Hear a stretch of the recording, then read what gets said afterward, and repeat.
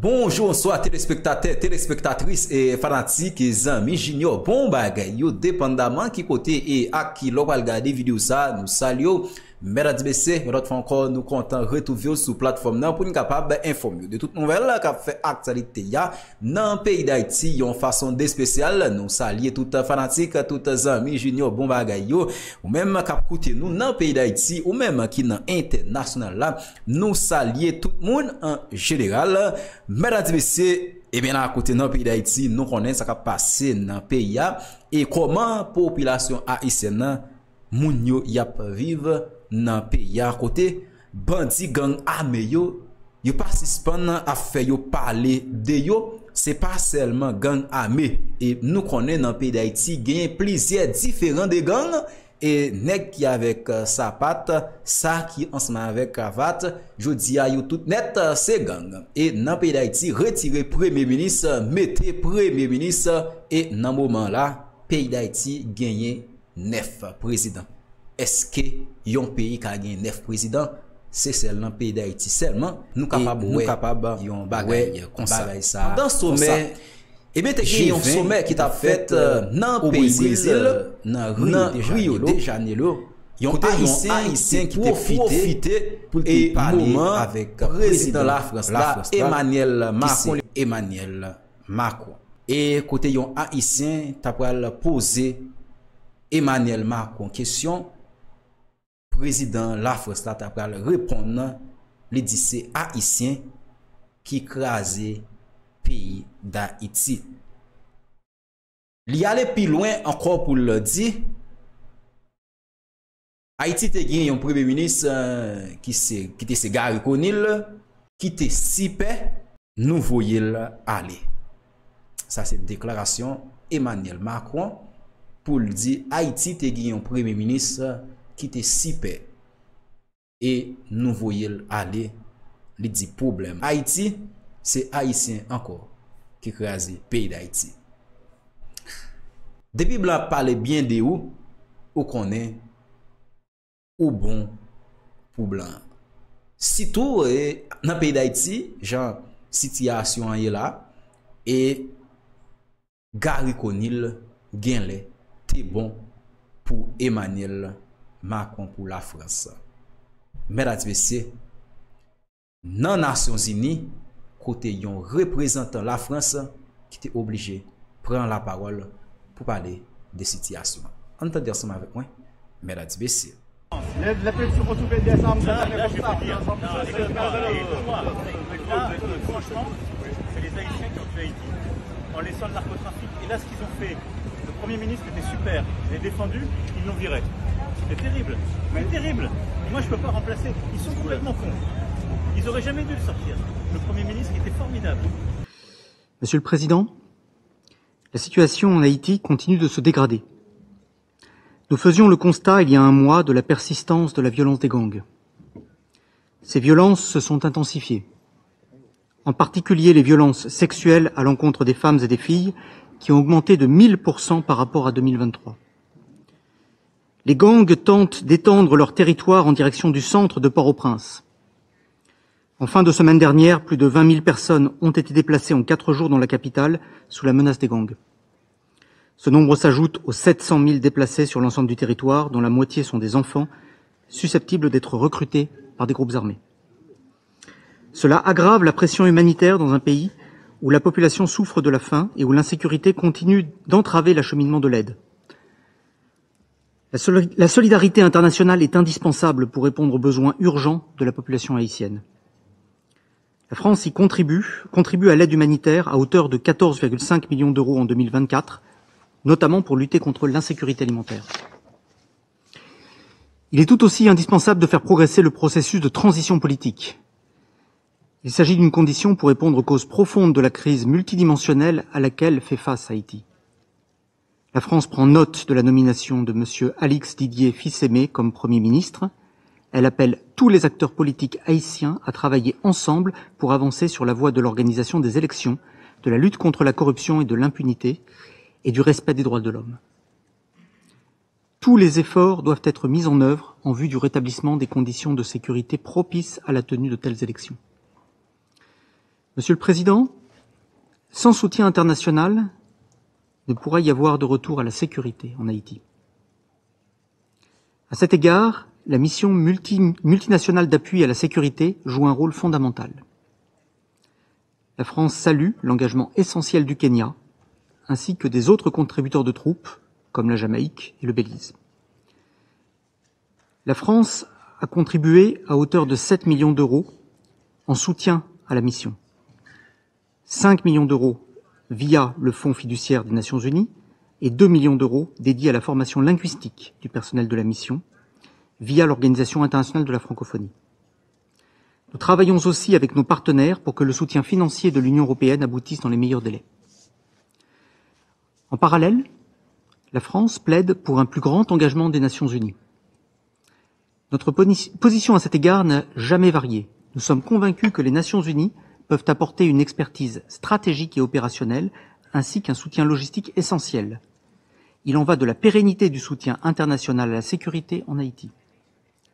C'est dans cette même perspective qu'il nous faut répondre à la demande exprimée par Haïti de considérer une transition vers une opération de maintien de la paix. C'est pourquoi nous soutenons le projet de résolution proposé par les coplumes visant à demander une évaluation du secrétariat en ce sens. Il s'agira d'une base sur laquelle ce Conseil pourra fonder une décision ultérieure. Je vous remercie. Je remercie le représentant de la France de sa déclaration et je donne maintenant la parole au Japon. Distinguished. Mesdames et messieurs les membres du Conseil, je suis un journaliste d'investigation, je suis un documentariste, un des quelques journalistes indépendants à travailler depuis Haïti ces dernières années. Mon dernier film s'appelle Haïti, intervention contre révolution. Le Conseil de sécurité de l'ONU se voit demander d'approuver le déploiement d'une nouvelle prétendue mission de maintien de la paix en Haïti. Rappelons-nous que Haïti est sous occupation des États-Unis et de l'ONU depuis 21 des 30 dernières années, de 1994 à 2000, par la MANU, la MIPNU et la MIPONU, et de 2004 à 2019 par la MINUSTA et la MINUJUST. Cependant, ces plus de 20 ans d'occupation n'ont jamais permis de réaliser leurs objectifs officiels. Et en fait, les soldats de l'ONU, sous le prétexte familier de lutter contre les gangs, lors d'une opération qui est devenue emblématique de leur comportement, ont tiré quelques 22 000 balles dans les bidonvilles de la Cité du Soleil et ont tué des résidents. Ces soldats de l'ONU ont également été responsables de crimes contre le peuple haïtien, de l'introduction du choléra au viol d'enfants pour lesquels personne n'a jamais dû rendre compte. À présent, le peuple haïtien se voit demander une fois de plus de laisser des soldats de l'ONU occuper leur pays. Mais il est clair qu'il y a un autre motif en jeu. Le gouvernement des États-Unis, mon gouvernement, veut imposer sa volonté à Haïti avec ou sans l'approbation de ce pays. Ne me croyez pas. En décembre 2021, la Chine et la Russie ont voté pour limiter le mandat du Conseil de sécurité pour les formateurs américains à la police nationale haïtienne à seulement 9 mois plutôt que les 12 mois que recherchait Washington. Cela a scandalisé le sénateur américain Robert Menendez, qui était à l'époque président de la Commission des relations étrangères du Sénat.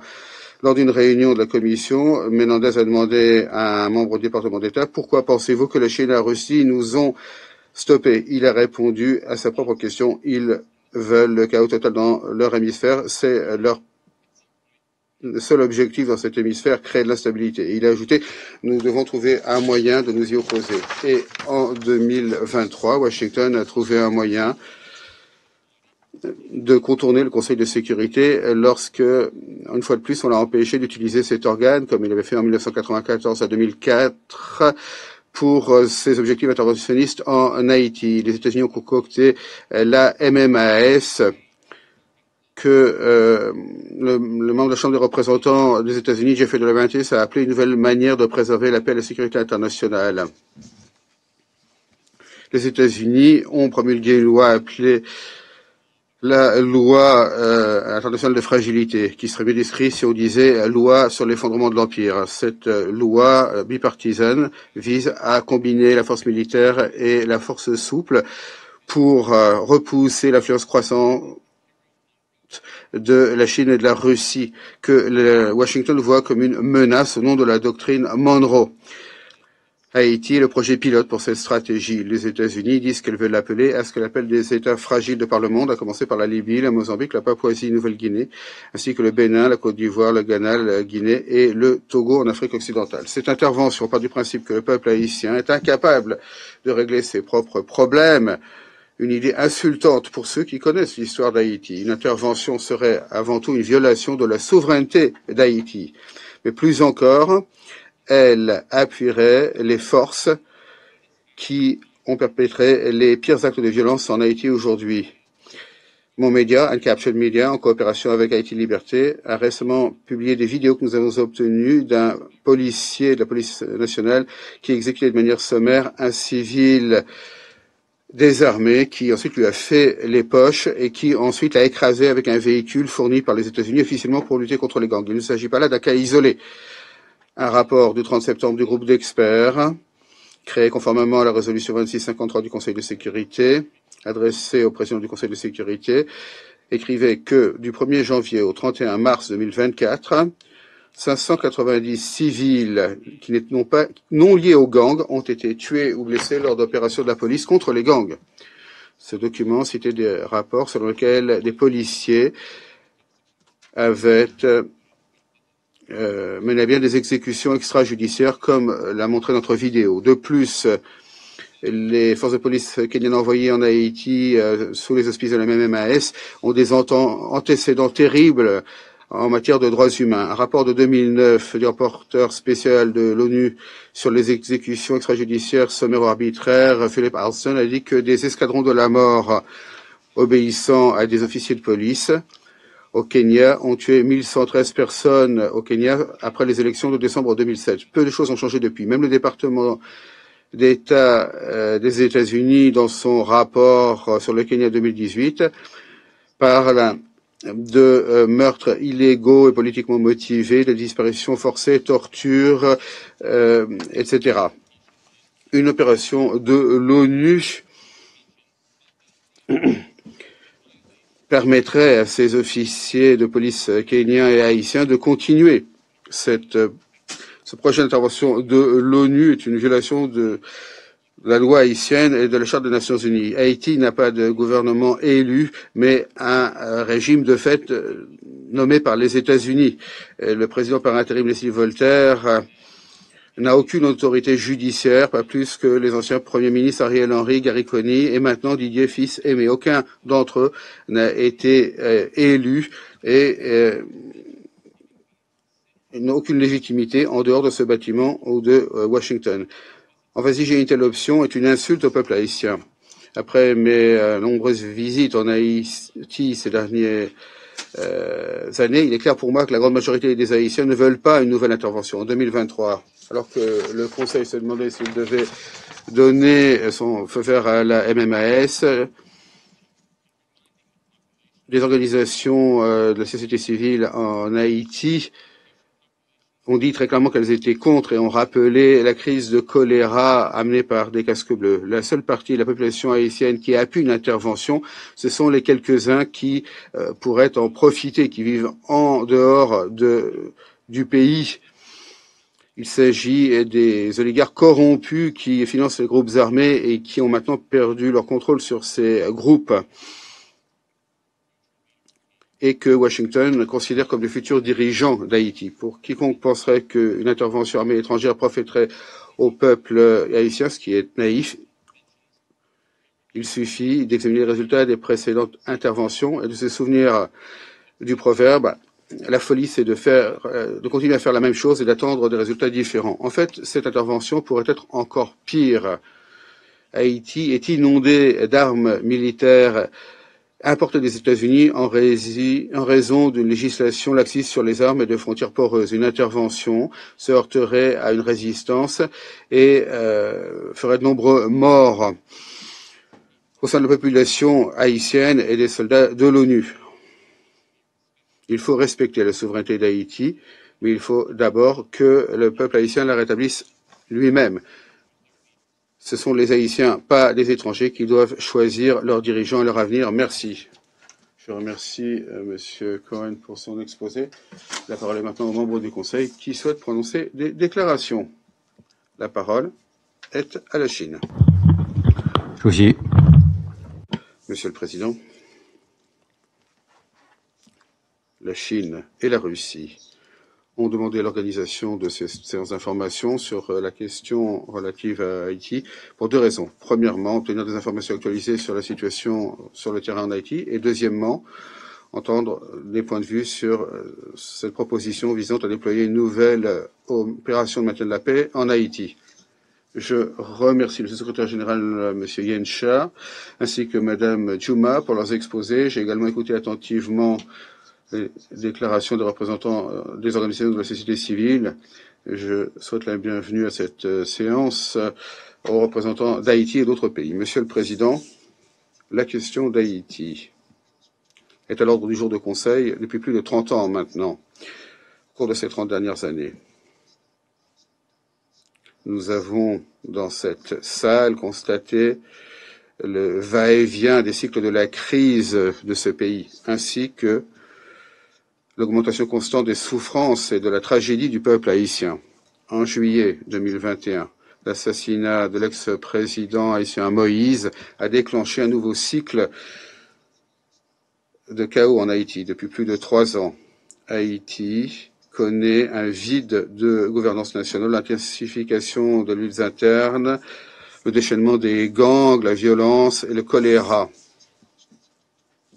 Et ainsi, Haïti est victime de nombreuses crises politiques, socio-économiques et matérielles, et autres dont elle a du mal à sortir. La communauté internationale n'est pas restée les bras croisés face aux souffrances d'Haïti. Elle a toujours fourni un soutien pour atténuer les souffrances du peuple haïtien. Le Conseil de sécurité a continué à délibérer sur Haïti. Il appelle toutes les parties et factions haïtiennes à mettre de côté leurs intérêts, faire preuve de responsabilité, accorder la priorité à l'intérêt du pays et de la population, accélérer le processus politique. Le BINU et l'équipe de pays sont restés sur le terrain pour aider les autorités haïtiennes à stabiliser la situation et aider le peuple haïtien à surmonter ses difficultés. Le Conseil de sécurité a adopté une résolution 2022 qui imposait des sanctions telles que le gel des avoirs, l'interdiction de déplacement, l'embargo sur les armes contre les gangs haïtiens.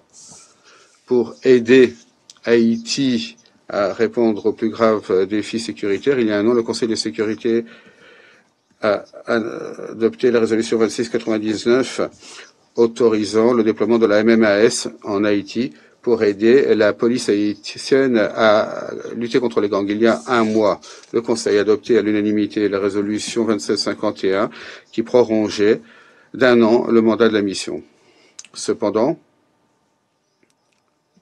un mois plus tard seulement, certains ont demandé que cette mission se transforme en une opération de maintien de la paix de l'ONU. Nous ne pouvons que nous demander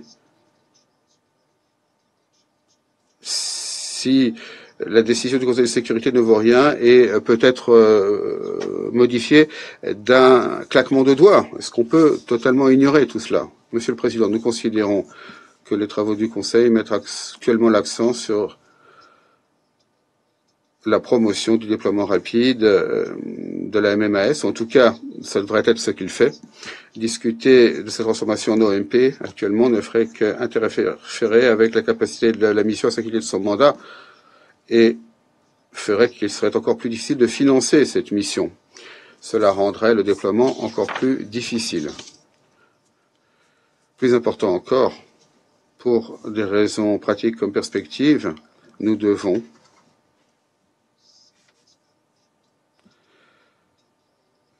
être extrêmement prudent en matière de déploiement d'une OMP en Haïti. D'un point de vue pratique, le secrétaire général dit dans le nouvel agenda pour la paix que les OMP doivent être déployés pour appuyer un processus politique clairement défini. Le secrétaire général lui-même, à de nombreuses reprises, a souligné que le déploiement d'une OMP devrait dépendre du fait qu'il y ait une paix à maintenir. Il est clair qu'actuellement, que ce soit politiquement ou en matière de sécurité, Haïti ne réunit pas les conditions en matière de paix.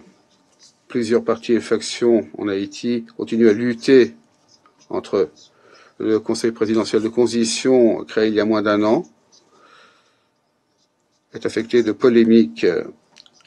Le Premier ministre par intérim a été renvoyé 6 mois avoir pris ses fonctions. La tenue d'élection est encore très lointaine. Et la promotion d'un processus dirigé pris en main par les élections n'est pour le moment qu'un slogan. Pour ce qui est de la sécurité, la violence commise par les gangs reste omniprésente en Haïti. De grandes quantités d'armes et de munitions continuent également à affluer vers Haïti. De nombreux gangs sont armés jusqu'aux dents. Déployer une OMP à ce stade ne reviendrait qu'à placer les soldats de la paix sur la ligne de front de la bataille contre les gangs, ce qui les exposera d'importants risques en matière de sécurité. D'un point de vue historique, le déploiement d'OMP en Haïti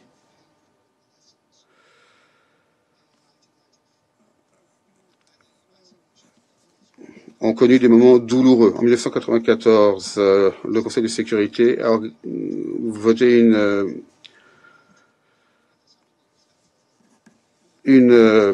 résolution pour déployer une mission en Haïti pour mettre un terme à la dictature militaire. Dans les 7 ans qui ont suivi, l'ONU a déployé de nombreuses missions en Haïti. Et pourtant, la situation en Haïti ne s'est pas améliorée. En 2004, une fois de plus, à l'initiative des États-Unis, le Conseil a adopté une résolution autorisant une nouvelle force multinationale à Haïti pour appuyer la poursuite du processus politique et le maintien d'un environnement sûr et sécurisé. 3 mois plus tard, la force multinationale a été transformée en une opération de maintien de la paix de l'ONU. Lors des 15 ans qui ont suivi, l'ONU a déployé la MINUSTA, la Minute Juste, et aujourd'hui, il y a le BINU. De 1994 jusqu'à aujourd'hui, le maintien de la paix à ONU a été présent pendant 30 ans pour un coût total de plus de 8 milliards de dollars. Selon certains chiffres, entre 2004 et 2019, 75 États membres ont envoyé 110 000 soldats de la paix en Haïti, dont 188 ont été tués en faisant leur devoir en Haïti. En échange pour les investissements si importants pour un tel coût, qu'a obtenu la communauté internationale? Le chaos constant, le cycle des crises en Haïti et la résistance et les ressentiments du peuple haïtien face aux opérations de maintien de la paix de l'ONU. Monsieur le Président, la position de la Chine sur Haïti est claire et cohérente, constante. Le 22 février 2021, lors d'une réunion du Conseil sur Haïti, j'ai dit que les enseignements tirés au fil des années ont montré que, à moins que toutes les factions politiques en Haïti assument leurs responsabilités, fassent preuve de volonté politique et œuvrent ensemble à la stabilité et au développement de leur pays, aucun effort externe, aucune assistance extérieure ne pourrait être utile. Et cette déclaration vaut toujours aujourd'hui. C'est pourquoi je la répète ici aujourd'hui. Permettez-moi également de souligner que, en dernier recours, il incombe au peuple haïtien lui-même de faire sortir Haïti de la crise. Aucune intervention extérieure ne peut régler les problèmes fondamentaux. Haïti doit le plus rapidement possible s'efforcer d'atteindre l'indépendance, le développement et l'autonomie. Nous considérons qu'il faut continuer à aider le peuple haïtien dans ce processus. La Chine voudrait également jouer un rôle constructif à cet égard. Je vous remercie, Monsieur le Président. Je remercie le représentant de la Chine pour sa déclaration. La parole est maintenant au représentant de la Fédération de Russie. Merci, Monsieur le Président. Nous remercions le sous-secrétaire général Miroslav Yencha pour son exposé. Nous avons écouté les exposés de Jean-William Pape et Dan Cohen. Nous remercions également Madame Juma pour son exposé. Chers collègues, il se trouve que Cette séance extraordinaire du Conseil de sécurité sur Haïti que nous avons demandé coïncide avec une nouvelle aggravation des risques dans le pays. On ne saurait pleinement décrire en paroles le choc et l'horreur face à ce qui se passe dans les rues de Port-au-Prince, où ces jours-ci, il y a de véritables combats entre les gangs et la police, avec l'appui de la population qui s'est armée pour essayer de préserver sa vie. Malheureusement, tous les acquis obtenus depuis le printemps ont été balayés. L'aéroport est à nouveau fermé. Les quartiers libérés des bandits sont à nouveau sous le contrôle des criminels. Des centaines de milliers de personnes ont dû quitter leur maison. De plus, la violence et le vide sécuritaire se sont répandus bien au-delà de la capitale haïtienne. Dans ces conditions, bien sûr, la communauté internationale doit agir en urgence pour stabiliser la situation en Haïti. Nous avions placé de grands espoirs sur la MMAS, qui n'est pas une mission onusienne. Tous pensaient que la MMAS recevrait le financement nécessaire promis par les bailleurs de fonds autour de cette idée et pourrait garantir le plein déploiement du contingent qui pourrait réaliser sa mission. C'est avec ces attentes que fin septembre, le Conseil a adopté à l'unanimité la résolution prorogeant le mandat de la MMAS d'1 an. Cependant, il semble que ces problèmes et les incertitudes face auxquelles nous avions lancé des avertissements il y a 1 an sont devenus des obstacles insurmontables pour la mission. Si la situation reste inchangée, eh bien, il est temps de mener une discussion honnête sur l'efficacité et les perspectives de nos attentes s'agissant de la MMAS. Ce sera honnête également face aux Haïtiens qui désespèrent déjà de recevoir une aide internationale et par rapport aux Kenyans qui ont décidé, avec plein de dévouement, d'aider ce pays afro-caribéen et qui lui-même attendait de la communauté internationale qu'elle tiendrait ses promesses en matière d'aide financière. Il est tout simplement irresponsable de commencer à débattre d'une adaptation du mandat ou de transformation de la mission sans définir les problèmes auxquels se sont heurtés ses prédécesseurs et les moyens de les régler. Ce que nous constatons, c'est que quelques semaines après l'adoption à l'unanimité de la résolution du Conseil de sécurité, les co-auteurs américains et équatoriens, donc co-porte-plume du dossier haïtien, ont présenté, ce qui était une surprise pour nous, un projet de résolution proposant de transformer la MMAS en OMP. On pourrait longtemps parler des intérêts des motifs des États-Unis qui considèrent Haïti comme leur arrière-cour et qui, pendant des siècles, se sont ingérés dans les affaires intérieures de ce pays. Et bien sûr, ce que disent nos collègues américains ne nous plaise pas. Je voudrais souligner l'incohérence de la démarche de Washington. Washington, certains jours, soutient certaines forces politiques haïtiennes, certains jours d'autres, et de la même manière, son attitude face aux interventions en Haïti ne cesse de changer. Il y a quelques années, les États-Unis souhaitaient le retrait de l'opération de maintien de la paix. Il y a 1 an, ils avaient promis de garantir le fonctionnement d'une mission non onusienne. Eh bien, maintenant, les États-Unis nous disent que la seule option, c'est d'envoyer à nouveau des casques bleus sur cette île. Nous ne soyons pas surpris si dans quelques jours, nous assistons à un nouveau virage à 180 degrés de la politique américaine concernant Haïti. Mais la communauté internationale doit-elle vraiment suivre les incohérences de Washington? D'autant plus que Washington n'a pas voulu assurer sa contribution financière à la MMAS, de la même manière que Washington n'a pas pleinement versé sa contribution à l'ONU, ce qui exprime la crise de liquidité de l'ONU.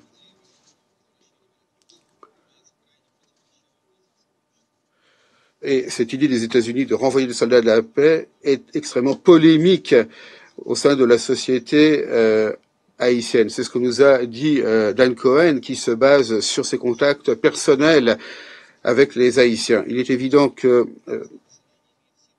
on n'a pas oublié en Haïti les tristes enseignements de la MINUSTAH et que la population a toutes les raisons d'être extrêmement méfiante face à une nouvelle intervention étrangère. On ne peut pas non plus parler de véritables demandes de la part d'Haïti car il n'y a pas d'autorité légitime et les autorités intérimaires sont l'objet de dissensions internes. Donc, très nombreuses questions se posent. De plus, les conditions sur le terrain en Haïti ne conviennent pas des soldats de la paix et de l'ONU qui doivent maintenir la paix et non pas lutter contre les criminels dans des guérillas urbaines et sauver la police de l'ONU. Ce n'est pas notre analyse, mais celle du secrétaire général de l'ONU qui l'a de nombreuses fois répété.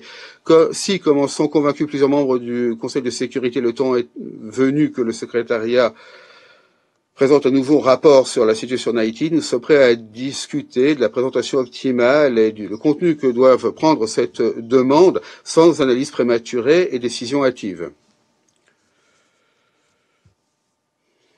Chers collègues, les événements tragiques en Haïti actuellement démontrent que, quelle que soit notre décision pour ce qui est du format de la présence internationale dans le pays, les Haïtiens ont besoin d'une aide de toute urgence maintenant. Et c'est maintenant que, à Port-au-Prince, la seule force qui lutte contre le criminel, c'est la police haïtienne et le petit contingent kenyan. Nous pensons qu'il est essentiel de fournir l'appui logistique et financier à la police et à la MMAS. Autrement, il ne restera tout simplement plus personne pour accueillir les soldats de la paix et autres sauveurs en Haïti. Enfin, et c'est l'essentiel, n'oublions pas que ce sont les Haïtiens eux-mêmes qui doivent décider de leur avenir et non pas des forces extérieures. Je vous remercie de votre attention. Je remercie le représentant de la Fédération de Russie de sa déclaration. Je donne la parole à l'Équateur. Je vous remercie, Monsieur le Président.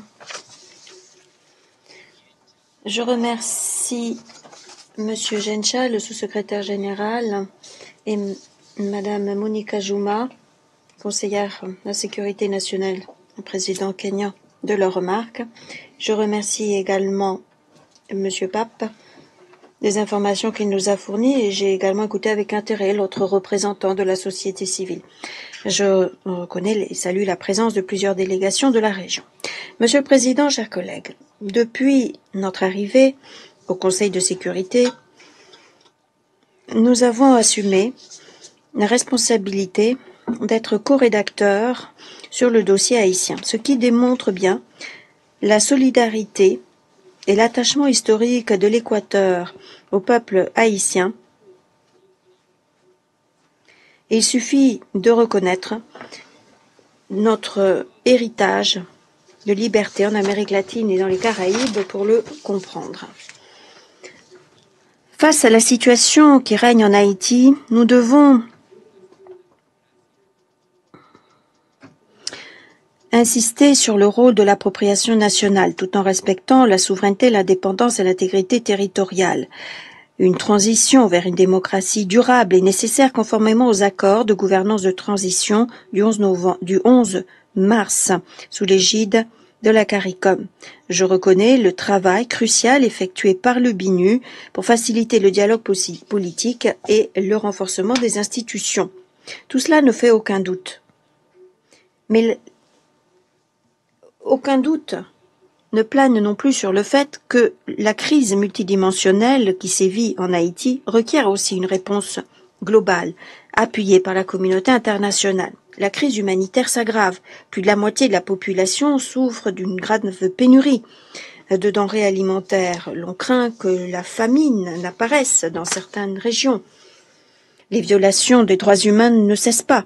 Le recrutement d'enfants et la violence sexuelle et fondée sur le genre augmentent. L'élargissement, le renforcement, la brutalité des bandes criminelles, principales coupables des exactions susmentionnées, semble l'infini.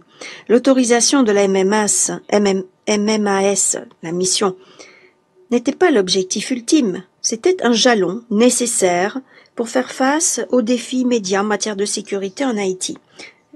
Nous remercions le Kenya de son rôle moteur ainsi que la CARICOM qui montre bien comment la région et le monde sont unis pour répondre à cette crise. L'ensemble des éléments du puzzle de cette crise multidimensionnelle en Haïti, qui peut aggraver plus encore la précarité humanitaire d'une grande partie de la population, comme nous le voyons, nous amène nécessairement à vouloir répondre à la demande d'Haïti. Une demande qui bénéficie du soutien régional et qui consiste aussi à demander au secrétaire général un rapport permettant la transformation possible ou l'intégration de la MMAS en mission durable au sens large du terme. Le renouvellement du mandat de la MMAS en septembre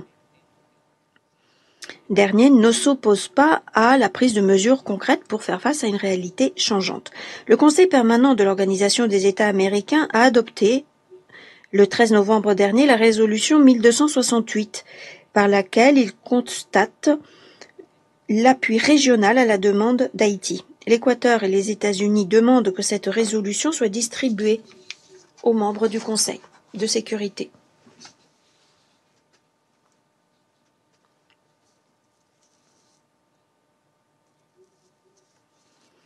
Nous avons travaillé un projet de résolution dans ce sens.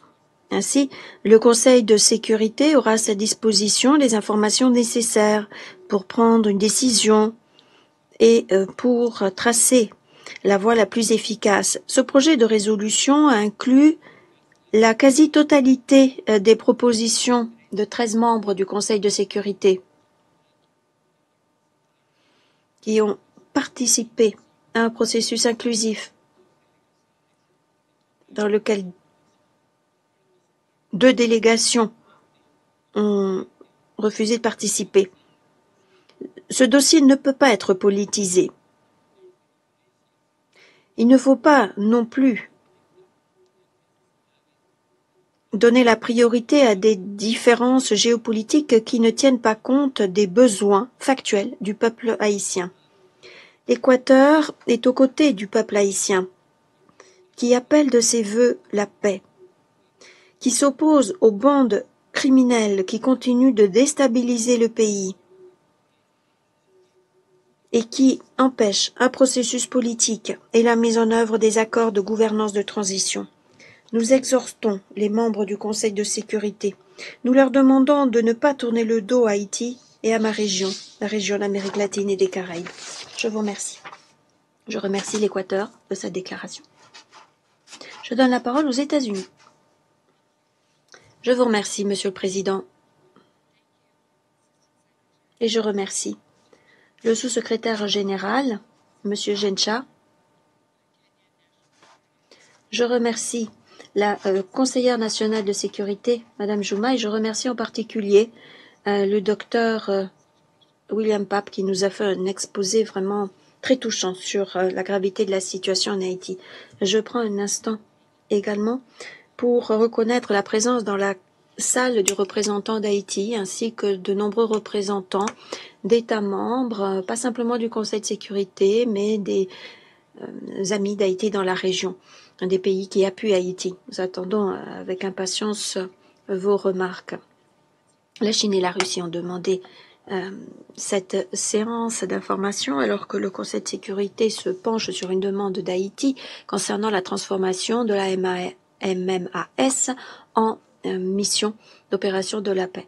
Nous sommes heureux de voir que le Conseil de sécurité peut braquer les projecteurs sur les conditions de sécurité et la crise humanitaire en Haïti, démontrant par là même notre objectif commun de stabiliser Haïti, de rétablir la sécurité. Vous vous souvenez certainement que le Blanc avait demandé en septembre cette transition. Le président actuel du Conseil présidentiel de transition, Voltaire, a contacté le secrétaire général à l'automne en lui adressant une demande urgente.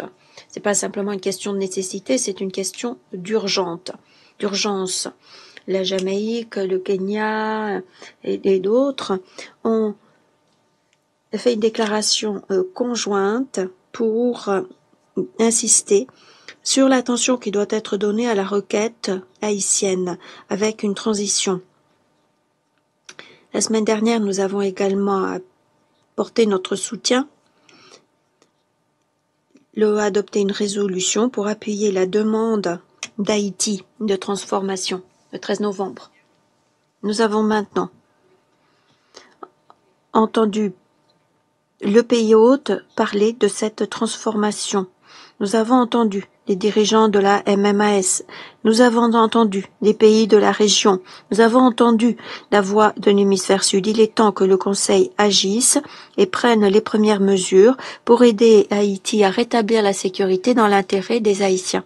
C'est la raison pour laquelle les États-Unis et l'Équateur sont prêts à avancer en demandant des recommandations du secrétaire général pour que le Conseil se penche sur la question d'une transformation de la MAS et sur la question du déploiement d'une mission d'opération de la paix. Le secrétaire général a demandé une redynamisation du système multilatéral et de renforcement des institutions de paix et de sécurité des Nations Unies. Haïti sera un test pour voir si le Conseil de sécurité répond à cet appel à l'action. Nous sommes aux côtés des Haïtiens, de la police nationale haïtienne, de la MMAS. Nous sommes aux côtés des forces qui sont là sur le terrain pour établir la sécurité. La mission MMAS et la PNH ont contribué à repousser les gangs, à capturer des armes dans différentes régions. Nous félicitons le Kenya pour sa détermination et son rôle moteur. Nous ne saurions pas où nous en sommes aujourd'hui sans cela. Nous remercions les contributeurs financiers à la MMAS et nous enjoignons d'autres délégations envisagées ou d'autres donateurs à envisager d'apporter une contribution. Les défis demeurent toutefois. Nous sommes d'accord avec Haïti, la région et les contributeurs à la MMAS, à savoir que la meilleure solution pour avancer, c'est de passer à une opération de maintien de la paix. Ceci faciliterait la mission, la MMAS, et cela aiderait les pays à utiliser davantage les structures de soutien et cela permettrait d'avoir un financement prévisible et durable. Les Nations Unies sont bien placées pour profiter du multilatéralisme, pour regrouper différentes capacités, différents acteurs de tout acabit. Et cela permet également de compléter les efforts en matière de consolidation de la paix, de développement. Les Nations Unies ont une longue histoire de missions de maintien de la paix, de nombreuses compétences qui permettent d'avoir des missions généralement bien déployées. Nous savons par ailleurs que les missions ne sont pas créées du jour au lendemain. Le Conseil doit agir dès maintenant pour jeter les bases pendant que la MMAS continue sa mission difficile. Il nous faut des informations viables pour répondre à l'appel d'Haïti le mieux possible. Nous enjoignons les collègues de ne pas bloquer une demande de rapport afin de voir comment répondre au mieux à la demande d'Haïti. Il y a des désaccords, des dissensions profondes, nous le savons, sur ce dossier, mais nous sommes déterminés à progresser. En 2024, le Conseil a adopté à l'unanimité 3 grandes résolutions, l'examen du mandat du BINU, le renouvellement du mandat de la MMAS et le renouvellement du régime de sanctions sur Haïti et l'élargissement de l'embargo. Nous sommes prêts à utiliser tous les outils des Nations Unies pour remédier à la crise haïtienne. Les membres du Conseil ont demandé à maintes reprises une solution avec Haïti à la tête de cette action pour appuyer aussi des élections libres et régulières dès que possible. Nous n'avons pas d'autre solution responsable que de répondre à cette demande. Les États-Unis sont certains que ce Conseil pourra une nouvelle fois montrer sa détermination de concert pour régler la crise en Haïti et pour avoir une mission de la paix, pour répondre au contexte, tirer les enseignements du passé, pour éviter de recommettre les erreurs du passé. Écoutons l'appel du pays hôte, son souhait de paix et de stabilité avec des élections libres et régulières dès que possible.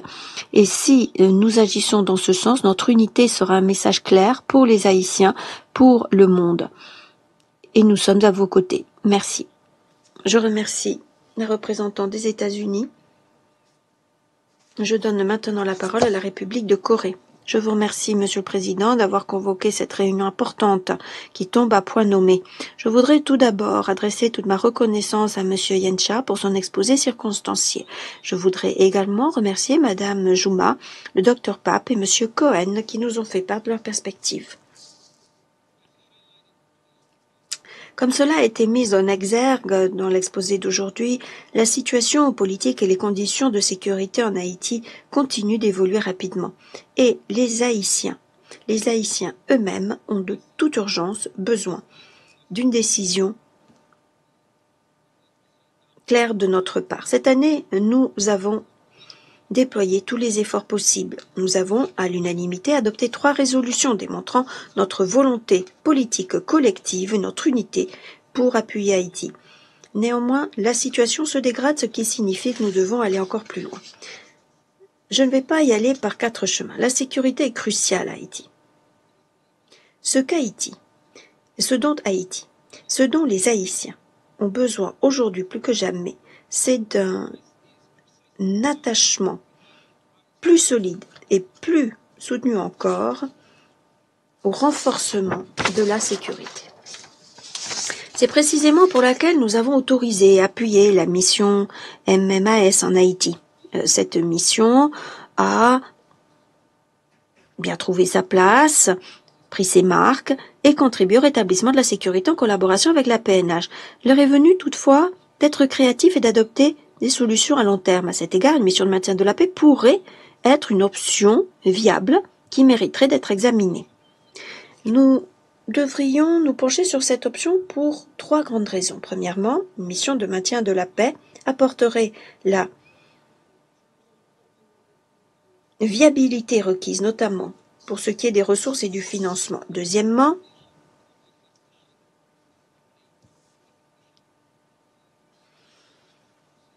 une discussion sur la transformation potentielle de la MMAS en mission de maintien de la paix pourrait démontrer très clairement notre détermination à aider Haïti. Troisièmement, en examinant à la loupe cette option dès maintenant, nous pouvons gagner du temps à l'avenir. Nous ne serons peut-être pas en mesure de nous engager à déployer une mission de maintien de la paix en Haïti, mais nous devons être prêts à envisager cette possibilité au cas où le besoin se présenterait. Et lorsqu'il se présentera. Monsieur le Président, chers collègues, dans cet axe, je voudrais mettre en exergue 3 éléments supplémentaires que nous ne devons pas perdre de vue. Premièrement, nous devons élaborer une solution viable, mais adaptée à Haïti. Pour que cette solution soit viable, nous devons planifier dans les détails notre action avec des mesures progressives en fonction de l'évolution de la situation. Pour qu'une solution soit adaptée, elle doit tenir compte des enseignements tirés des opérations de maintien de la paix passées. Deuxièmement, la MMAS doit pouvoir fonctionner avec tout son potentiel. Comme je l'ai souligné précédemment, une MMAS pleinement opérationnelle peut faire la différence à Haïti et à cette fin, nous devons apporter des contributions supplémentaires. Dans ce contexte, je me félicite du rôle moteur du Kenya ainsi que des contributions de la Jamaïque, du Belize, des Bahamas, ainsi que de la promesse récente de l'Allemagne, avec un engagement de 10 millions d'euros au fonds d'affectation spéciale de la MMAS. Troisièmement, nous ne pouvons pas trop souligner l'importance de l'appropriation nationale de l'ensemble du processus par Haïti. Toutes les parties prenantes haïtiennes et les autorités du pays doivent collaborer dans un esprit de compromis. Leur priorité collective devrait être claire: rétablir la sécurité, garantir la stabilité et promouvoir la transition politique du pays. En conclusion, Monsieur le Président, la République de Corée marque sa solidarité avec le peuple haïtien. Nous réaffirmons notre soutien à la MMAS et sommes favorables à des solutions plus durables. Je vous remercie. Je remercie la République de Corée. Je donne la parole à la France. Merci, Monsieur le Président. Je voudrais tout d'abord remercier le sous-secrétaire général Miroslav Yencha et la conseillère à la sécurité nationale du Kenya, Madame Monica Juma, ainsi que les autres intervenants pour leur présentation et leur point de vue.